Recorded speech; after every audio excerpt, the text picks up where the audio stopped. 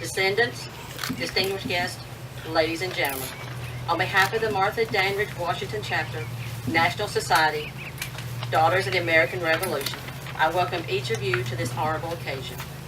In keeping with today's mission, today we celebrate one man because of his dedicated support to America while in its infancy, and one woman who has preserved his legacy. The man is Joseph Hill, who financially supported the cause of the Revolution, and the woman is DAR member Miss Billie Jean Chambers, for her desire to bring to light the service of her third great-grandfather. When in her 81st year, Miss Billie Jean applied to join the DAR. She began a year-long combined effort of archivists, genealogists, family members, spanning from North Carolina to Oregon, all piecing together a puzzle that led her to Joseph Hill. Not only did Miss Billie Jean at last become a DAR member, but in doing so, her application proved the service of this patriot that was not yet in the database of ancestors with the DAR. Because of her application, from this day forward, Joseph Hill's service will be known to all that pass this way. I ask that anyone please rise, if able, for the posting of the colors and remain standing for the Pledge of Allegiance and invocation. Honor Guard, silver, up. Left, right, forward, up.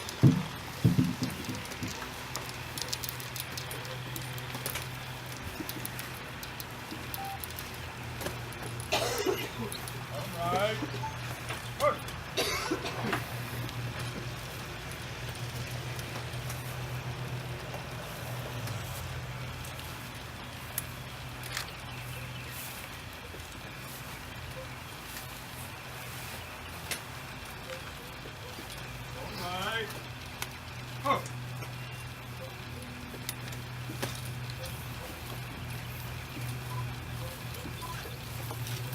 Come right. Come right. Oh. Left. Hey.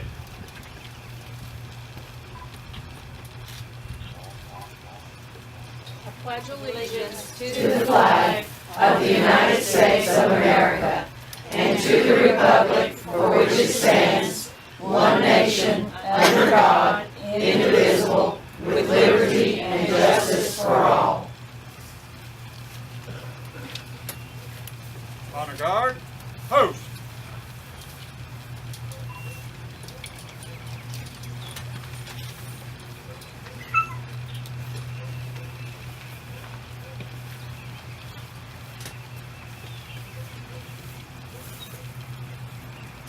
Right. Hey. Forward. Right. There. Up.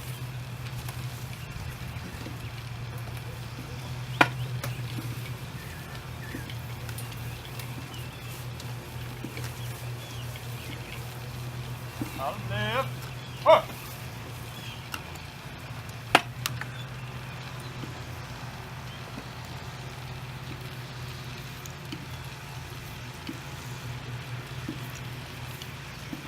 Follow. Halt. Left. Face. Order. Arm.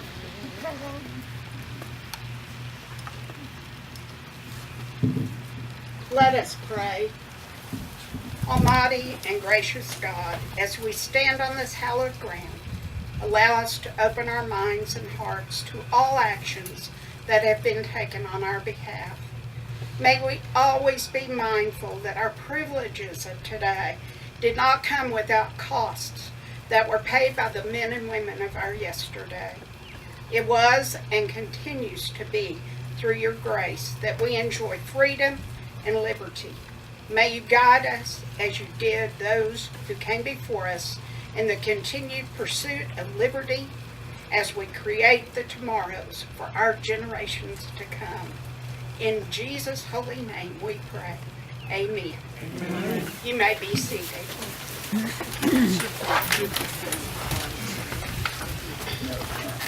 Okay. The Oxford English Dictionary defines patriotism as 1. Devoted love, support, and defense of one's country. 2. Love of country and willingness to sacrifice for it. In his 48th year, Joseph Hill proved his patriotism by aiding the Continental Forces for the cause of freedom. Freedom that we have enjoyed as a nation for over 243 years. Joseph Hill was born about 1735, probably in Virginia, died February 1st, 1807, here in Jefferson County. He was a patriot of the American Revolution and that he paid the 1783 Hampshire County, Virginia supply tax. Would all descendants of Joseph Hill please stand if able?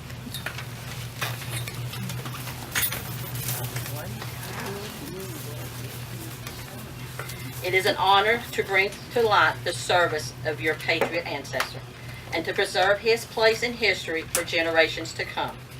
On behalf of the Martha Dandridge Washington chapter, I present this marker dedicated to his memory and the service of Patriot Joseph Hill.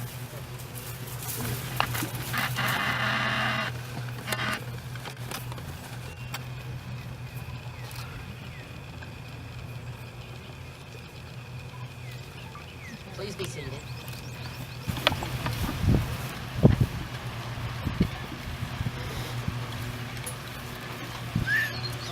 Right.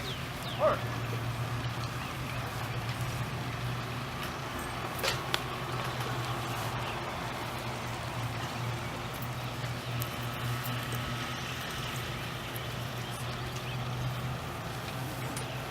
Right. Work.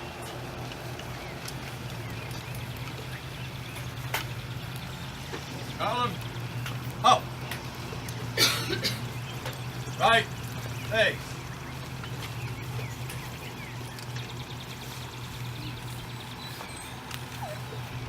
Oi. Up.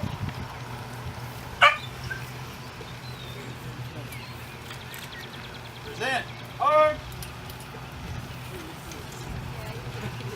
Reverse. Arms. Moored on arms.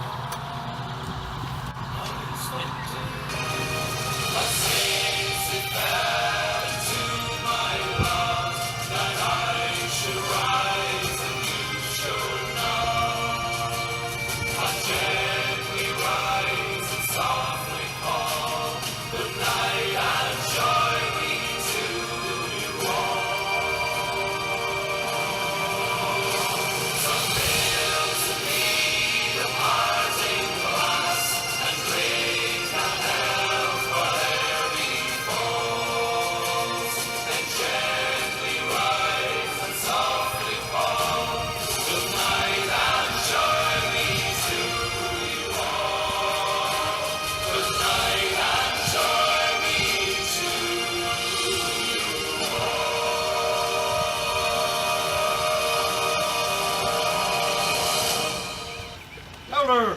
Arms.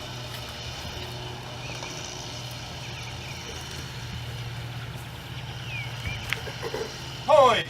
Arms. Prepare to load. Load.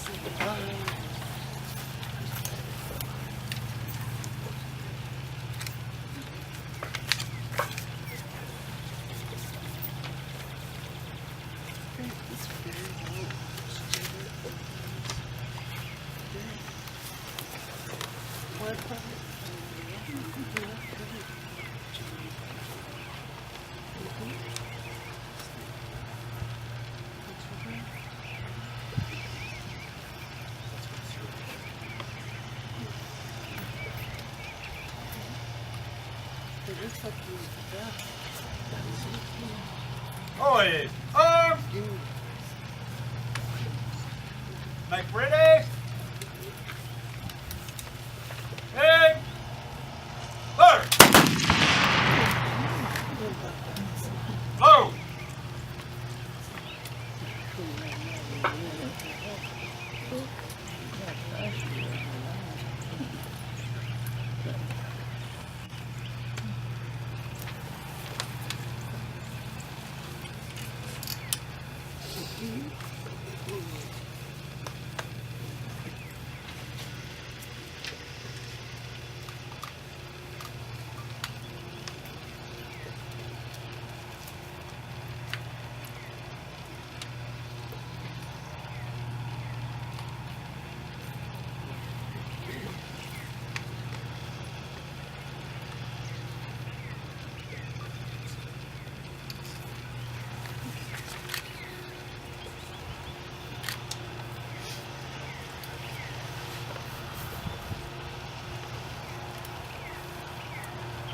Boys, up. Make ready. Aim. Fire. Load.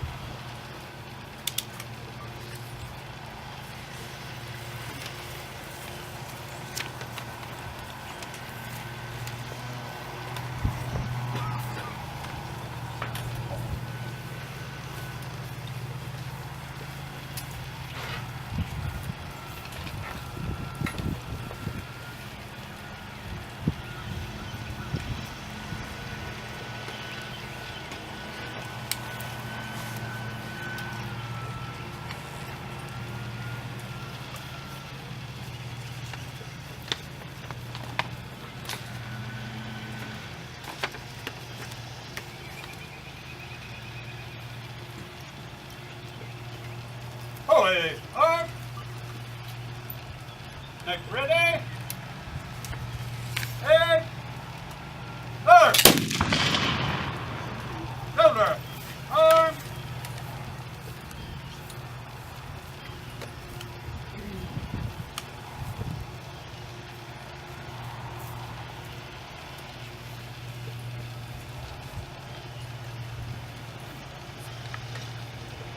Shoulder. Arm.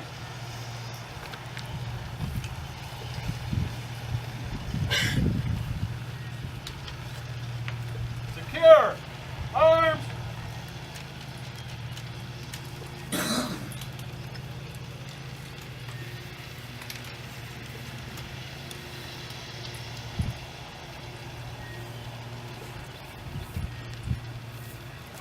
Right. Right. Forward. March. Column. Left. March.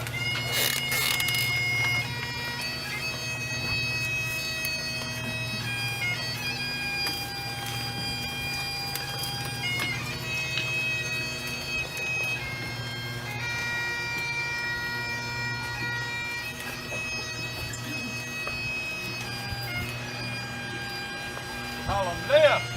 March.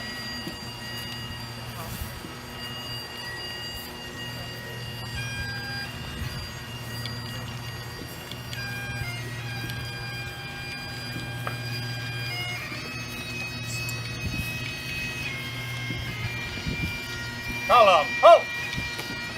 Dismiss.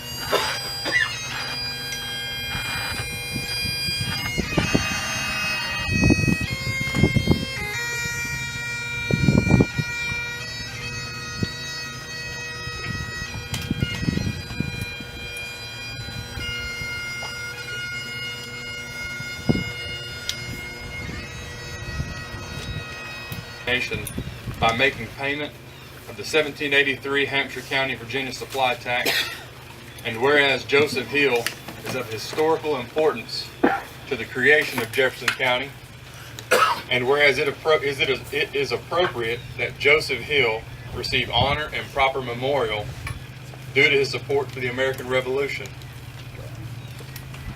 Now, therefore, I, Mark Potts, by virtue of the authority vested in me as Mayor of Jefferson County, do hereby proclaim special recognition upon Joseph Hill as an honorary Jefferson County Patriot of the American Revolution, in witness whereof I have hereunto set my hand and caused the seal of Jefferson County to be affixed this 13th day of April in the year of our Lord 2019.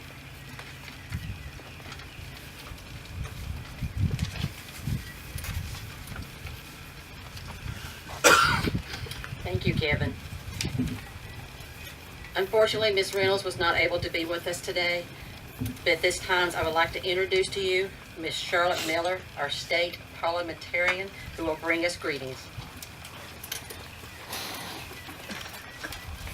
Good morning. On behalf of Charlotte Reynolds, the state regent of the Tennessee Society Daughters of the American Revolution, and all of the Tennessee Daughters, we are quite pleased to be present at this wonderful occasion, honoring the service of Joseph Hill, one of our earliest supporters of the state of Tennessee.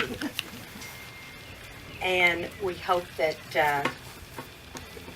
we all join together in remembering the service of all of our Revolutionary War soldiers and all veterans of other wars. Thank you.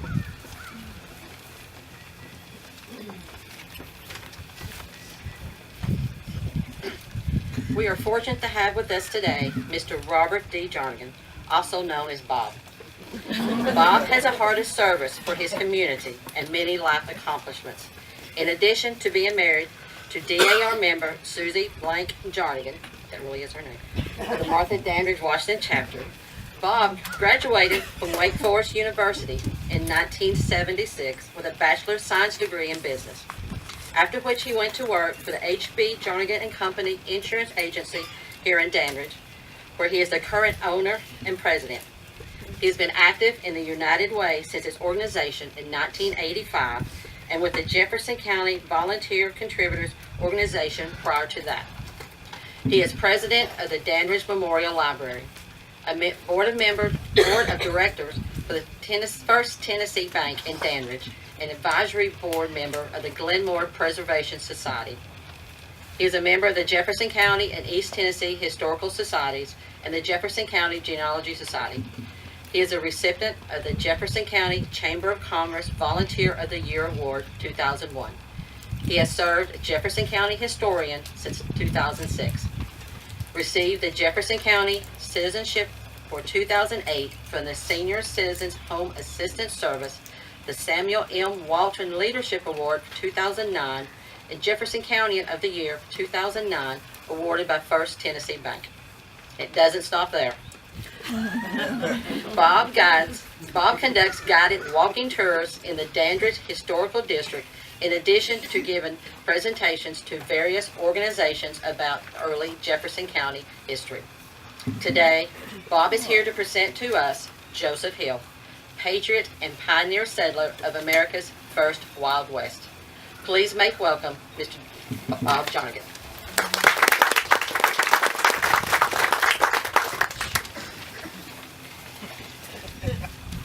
Thank you. Oh, it stirs my soul to hear those bagpipes and be looking at the peaks of English Mountain right over here. I want to thank the Martha Dandridge chapter DAR for organizing this event at such a beautiful setting as this. This couldn't be better, and the rain has stopped, and we're so lucky. Joseph Hill, patriot and pioneer settler of America's first Wild West. The Hill family roots go back to Ireland. Joseph was born in Virginia and served in the American Revolution while living in Hampshire County, Virginia. Joseph was part of that frontier movement westward after the close of the American Revolution. they were a tough breed of men looking for a better life and more land and resources that the new frontier promised them. Now, to go west, most of our settlers, early settlers, came out of Pennsylvania and Virginia, but to go west, you had to go south first. They followed the Great Indian Warpath Trail down the Shenandoah Valley, and the path of migration going westward follows that, which is pretty much like Interstate 81 today. And groups of them would go, and they would start a new settlement, and that would grow, and then they would move on some more. Well, Joseph Hill was part of the group that moved in here around 1786. Now, these people didn't come alone. They typically came in groups, and there were friends and neighbors came with them. We're pretty sure that the Lewis family, George Lewis, who were neighbors and church members of the Hills back in Hampshire County, Virginia, came with Joseph Hill's family when they moved into here around 1786. You know, we can't find exact documentation about when he arrived, but the research that people have done place it around 1786. And one of the reasons they came down the Shenandoah Valley was that the Great Indian Warpath Trail used the easiest gap through the Appalachian mountain chain to get in to the area past the mountain range that cut off the colonies from the interior of the western United States movement. And that Warpath Trail comes through the middle of Jefferson County. It followed Long Creek and Dumpling Creek through Jefferson County. That's one of the reasons that a lot of the early settlers passed through our area, and a lot of them liked what they saw and they stayed here.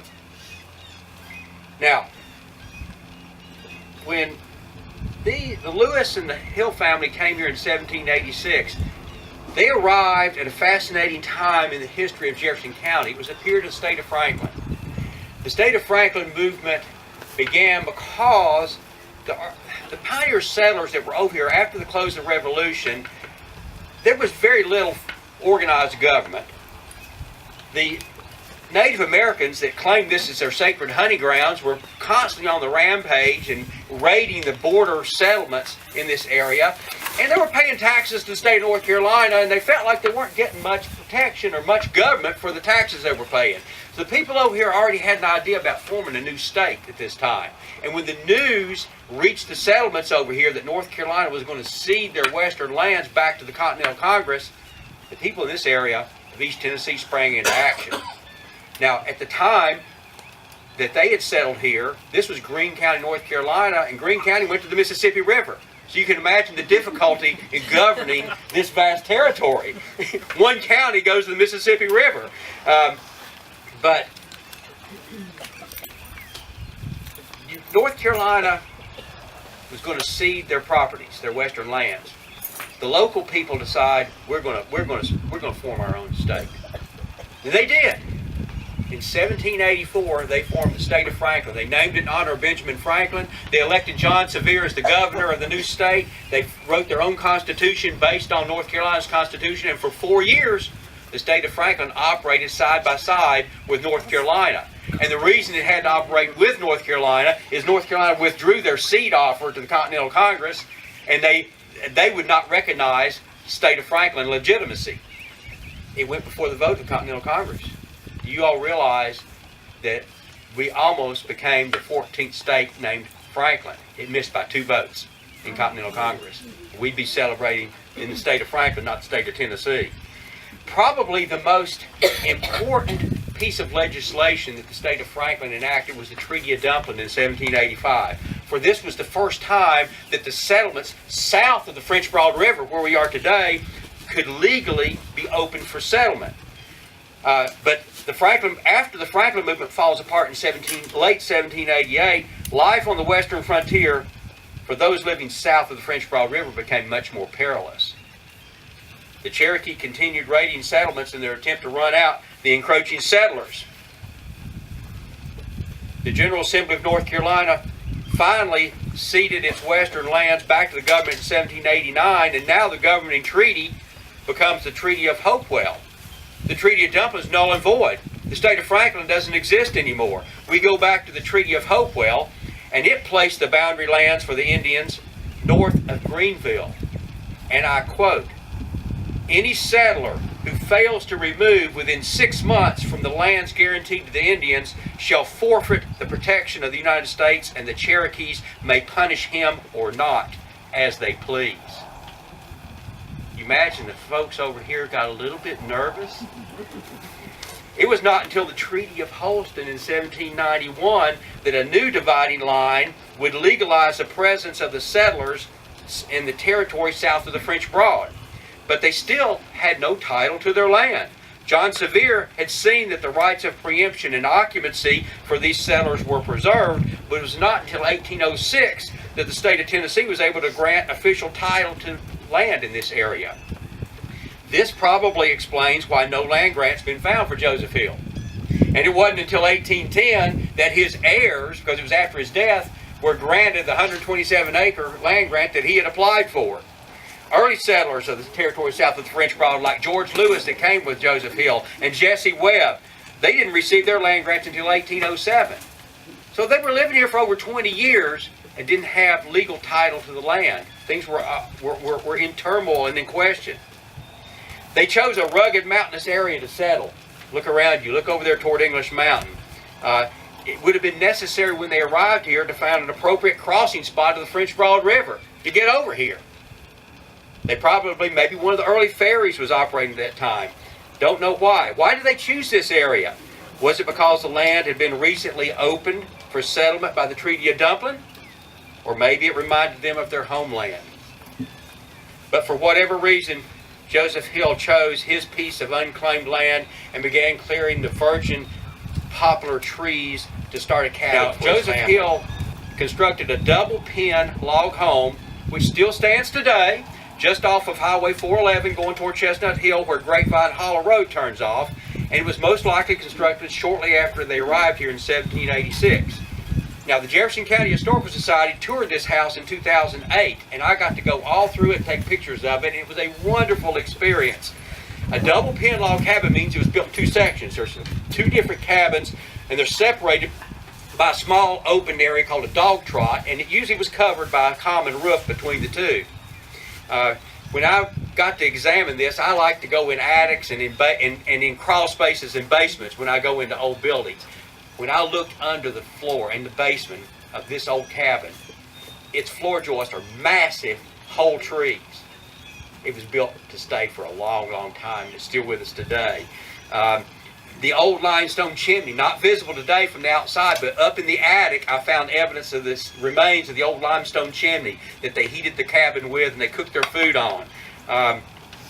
One very unusual feature I found in this cabin. To get upstairs to the two rooms upstairs, you go into this little interior hallway space, and there's this gigantic ladder or stairwell that goes up, and that's how you access the upstairs rooms. And I imagine that in the original days of this cabin, that was an exterior connection, probably an exterior stairwell. That old, took pictures of this old ladder in there. It's massive. And the runs on it are smooth and scalloped in from all the generations of people going up and down that ladder to access the bedrooms upstairs. Who is Joseph Hill married to? It's lost in history. We're not sure. There's assumptions made, but nobody's sure where his wife is buried or what happened to her. Number of children he had, 9 children.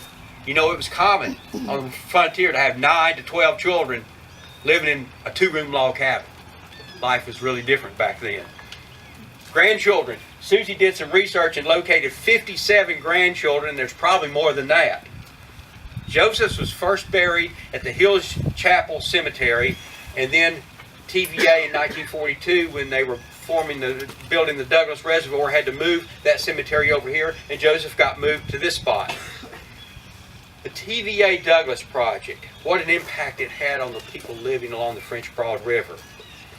In addition to building the dam, TVA had to survey the affected properties, clear the reservoir of all structures and large trees, move all the cemeteries, relocate roads, build new bridges and levees, research all the deeds, have new ones prepared. The courthouse in Dandridge was just full of people, TVA people doing research for months and months and months.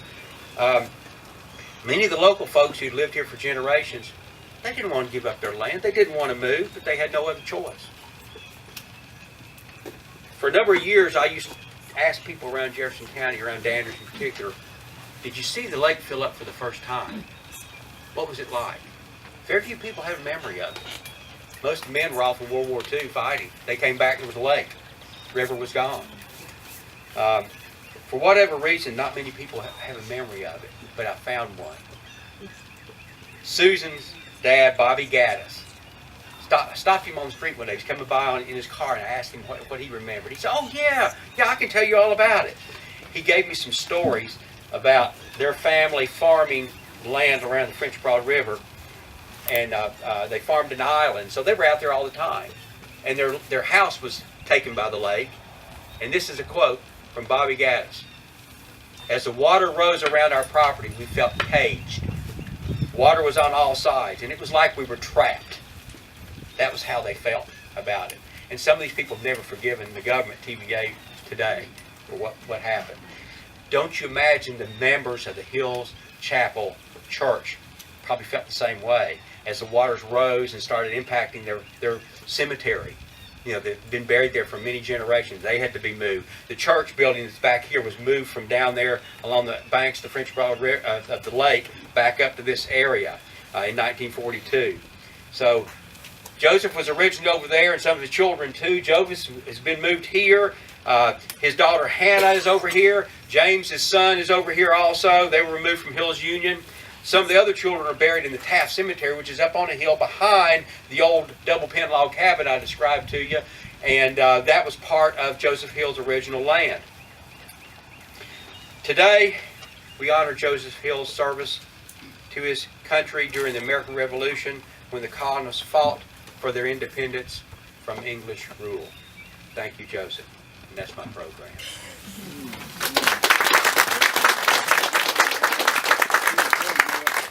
I'm glad all I have to do is say thank you. I would hate to have to follow that. The Martha Dandridge Washington chapter is fortunate to have unwavering support. As Karen mentioned earlier, we have our state parliamentarian, Miss Charlotte Miller, with us, and our Appalachian District Director, Miss Millie Peters. We are very thankful for you ladies being here with us today to celebrate Joseph Hill. Bob, I want to thank you for that wonderfully enlightening presentation and your continued support of DAR. Your knowledge of our Jefferson County and its people is truly impressive. I want to thank Mayor Mark Potts, Jefferson County Mayor Mark Potts, for his proclamation. He had another engagement this morning, was unable to be with us, but I appreciate Kevin for being here to present what Mayor Mark Potts wrote on behalf of Joseph Hill's service. We do appreciate that. We also have some other elected officials here with us that I'd like to recognize. We have Miss, and I see her back here hiding, Miss Susan Gass back here. The reason I bring you up, you are a direct descendant of Joseph Hill, and we appreciate you being here. Kevin, we appreciate you on behalf of, he is our Circuit Sessions Court clerk. We appreciate him. Anytime our DAR chapter has asked anything of Kevin, he has readily said yes to us. We also have among us Miss Mary Ann Reno Reese, Alderman, City of Dandridge. She too is a DAR member of the Martha Dandridge Washington chapter. Her son Daniel, and I believe I see him standing back there too, direct descendant of Joseph Hill. Also with us, Jeff Depew, Alderman, City of Dandridge, and also someone else who always unwavering support, stands up anytime the DAR needs something from him. We appreciate each of you elected officials being here with us, and thank you for your support. When we first started talking about doing this grave marking, I talked to Miss Billie Jean several times about who might be a descendant of Joseph Hill, because we wanted to include as many people as we could to be a part of this. Well, she would say to me, well, I know so-and-so's mother was a Hill, and I'm pretty sure such and such was kin to the Hills. Well, we researched as many as she mentioned, and by golly, we learned fast that the old saying is true about be careful who you talk about, because they just might be kin. It was exciting to research parts of this Hill family, and especially when a connection was made to Joseph Hill. We contacted as many as we could to tell the descendants what we were doing, to extend an invitation to today's presentation. We're thankful to have many of you here with us today. But I ask that if you are a descendant and you have family members that aren't here today, please go back and tell them what DAR has done for their patriot. You see, the ones of us that have Revolutionary War patriots as our ancestors, we're richly blessed. And the DAR organization helps us to remember and honor the courage and sacrifice that's been made on our behalf by men and women we never knew, but whose blood flows through our veins. It's a privilege to have members of several DAR chapters here with us today to celebrate Patriot Joseph Hill. Could I ask that just all DAR members please rise to be recognized and remain standing for just a minute.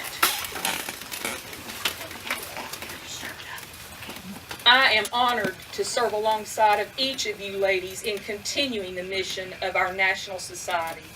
Please recognize these ladies with your applause. If there are any ladies, you may be seated. If there's any ladies here today that would like information on how to join this absolutely wonderful organization, I ask that you please put your contact information on the registration book when you first signed in, or see any of these ladies that were just standing. There are DAR chapters in 11 countries, one in a U.S. territory, all across the United States, with over 100 chapters being in the state of Tennessee. We have local chapters in Jefferson, Cobb, Hamlin, and Sevier counties, and I promise you any one of these chapters would be delighted to assist you. I want to thank also the Sons of the American Revolution and Sons of the Revolution for your continued patriotic endeavors, and especially to the ones of you who are part of making today's program possible. Will all veterans of the United States military please rise to be recognized?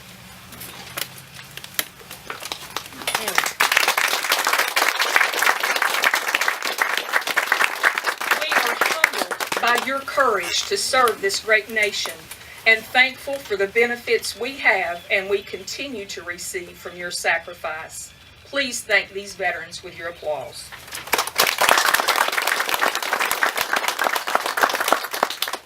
Hills Union United Methodist Church has been a beacon for this community and the people south of the river since its beginning. We appreciate this church's gracious hospitality and welcoming spirit in allowing us the use of their facility for today's presentation. We are especially appreciative to the Hills Union Cemetery Association for the impeccable maintenance of this cemetery and that of Joseph Hill's grave. Our presentation will conclude after the sounding of taps, and a reception will be in the fellowship hall here at Hills Union Church.